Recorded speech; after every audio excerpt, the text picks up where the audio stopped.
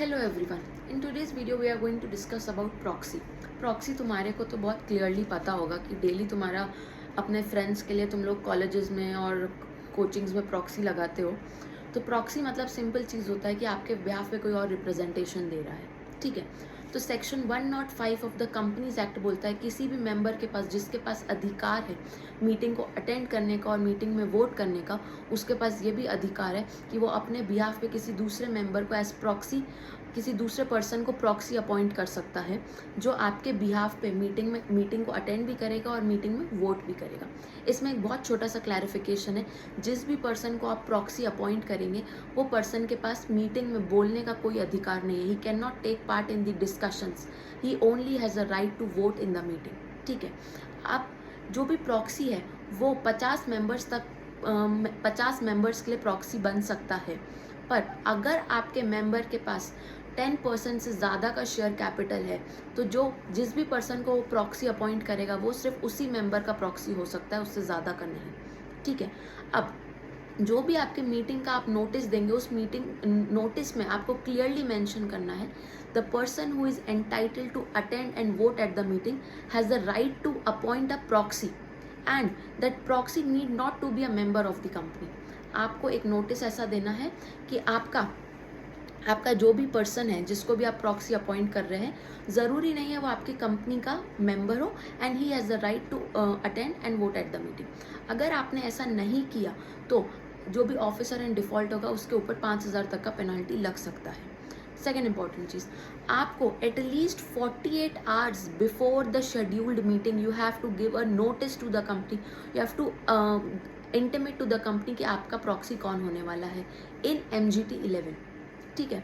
अगर आर्टिकल्स चाहे तो इससे longer period, for example companies act ने मिनिमम 48 आवर्स का टाइम लिमिट दिया है, पर अगर आर्टिकल्स चाहें तो इससे ज़्यादा का टाइम लिमिट बोल सकते हैं, पर एटलीस्ट 48 आवर्स के पहले तो उसको बताना ही बताना है, ठीक है।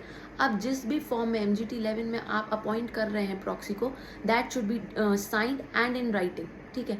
आपका राइटिंग में होना चाहिए और duly signed by the appointer. जो भी पर्सन अपॉइंट कर रहा है प्रॉक्सी उस हैंड रिटन होना चाहिए और साइंड होना चाहिए। Now that proxy form, that proxy register is open for inspection bye anyone, ठीक है। बट आपको 3 दिन का नोटिस कम से कम देना है कि we want to inspect the proxy. पर कब कब कर सकते हैं? 24 hours before the meeting and until the conclusion of the meeting, during that only in business hours ही आप उसको इंस्पेक्ट कर सकते हैं।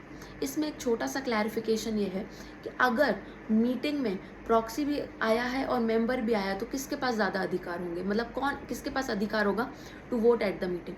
अगर दोनों ही member and proxy both are present at the meeting तो मेंबर अगर चाहे तो पावर्स उससे लेके वो खुद उसमें वोट दे सकता है।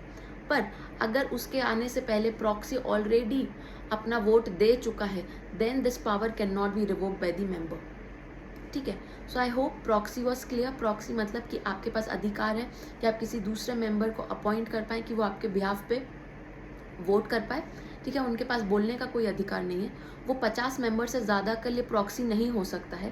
पर अगर आपका मेंबर के पास 10% से ज़्यादा का शेयर कैपिटल है तो सिर्फ 1 पर्सन, एक ही पर्सन को प्रॉक्सी अपॉइंट कर सकता है, ठीक है। दूसरी चीज़, अगर मेंबर और प्रॉक्सी दोनों प्रेजेंट है मीटिंग में तो मेंबर वोट कर सकता है। अगर प्रॉक्सी ने वोट नहीं किया है तो, अगर प्रॉक्सी ने ऑलरेडी कर दिया है तो आप मेंबर उसमें वोट नहीं करेगा। देन आपको at least 48 hours before the scheduled meeting you have to give intimate the company कि मैं एक प्रॉक्सी भेजने वाला हूँ इन MGT 11, ठीक है। And that proxy form can be inspected bye anyone during the business hours 24 hours before the schedule meeting and until the conclusion of the meeting. उसके बीच में जो इतने बिजनेस आवर्स हैं उसके बीच में आप इंस्पेक्ट कर सकते हैं। So I hope proxy was clear. Thank you.